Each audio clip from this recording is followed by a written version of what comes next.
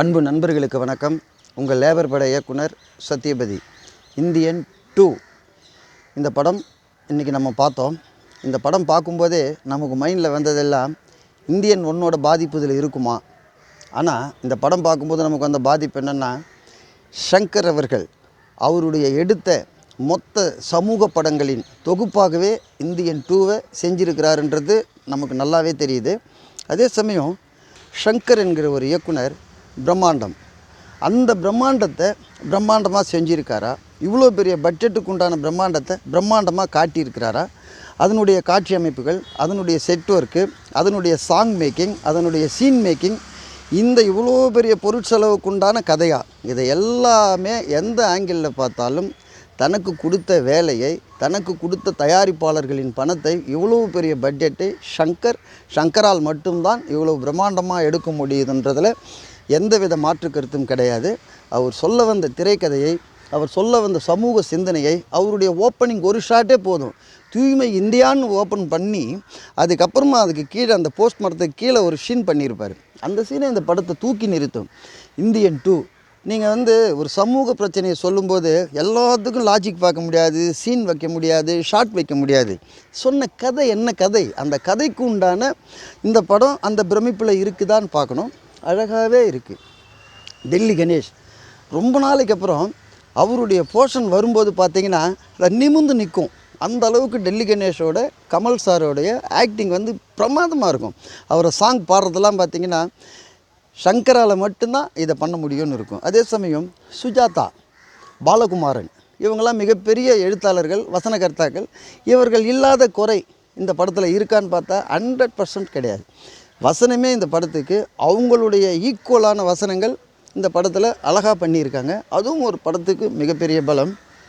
கமலஹாசன் இந்த படத்தில் தன்னை வருத்தி நடித்திருக்கிறதோடு மட்டும் இல்லாமல் அவர் அரசியலுக்கு வந்ததுக்கப்புறம் இந்த படம் நடிக்கிறார் இல்லையா, ஒவ்வொரு டைலாக்கும் ரொம்ப கேர்ஃபுல்லாக சமூக சிந்தனையோட யாரையுமே பேலன்ஸ் பண்ணி தாக்காமல் மக்களுக்கு எது போய் சேரணுமோ, ஒரு ஹீரோ எதை சொல்லணும் சமூகத்துக்குன்றதை அந்த சீனை அழகாக நேக்காக சொல்லியிருக்காரு.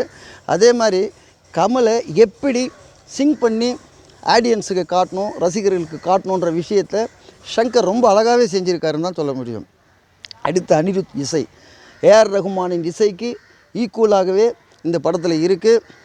சித்தார்த் நடிப்பும், அதுக்கப்புறம் மனோபாலா, சமுத்திரக்கனி, நிறைய ஆர்டிஸ்ட் இருந்தால் கூட அவங்கவுங்களுடைய வேலையை அவங்கவுங்க அழகாக செஞ்சுருக்காங்க. இந்த படத்தோட பெரிய பலமும் பெரிய பலவீனமும் என்னன்னு கேட்டிங்கன்னா, எல்லா சீனுமே நல்ல சீனாக இருக்கிறது தான்.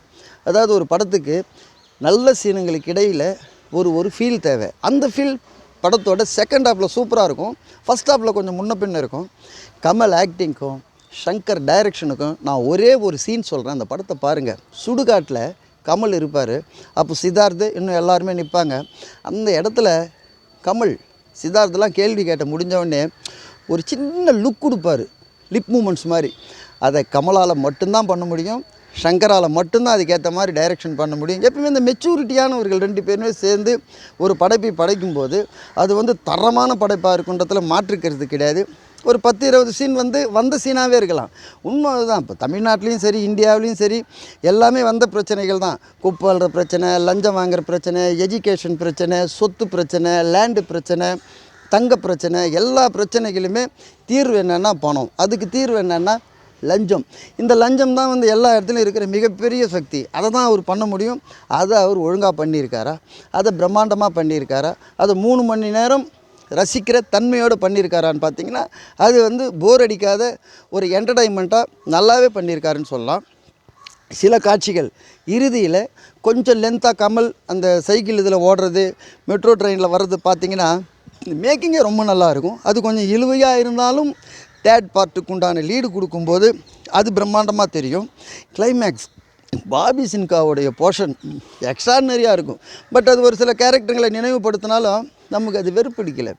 இப்போது ஒரு பிரம்மாண்டமான ஒரு கமர்ஷியல் கதையை சாங்கோட காமெடி இல்லாமல் டீசெண்டாக, இது ஒரு வேர்ல்டுக்கு உண்டான பிரச்சனை தான் அவர் மறைமுகமாக பேசியிருக்கிறாரு. அந்த மறைமுகமாக பேச வந்த விஷயத்தை நேராகவே கமலை வச்சு சொல்லியிருக்காரு.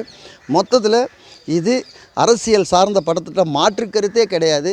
இது கமல் படமாக ஷங்கர் படமான்றது தான் என்னுடைய கேள்வி.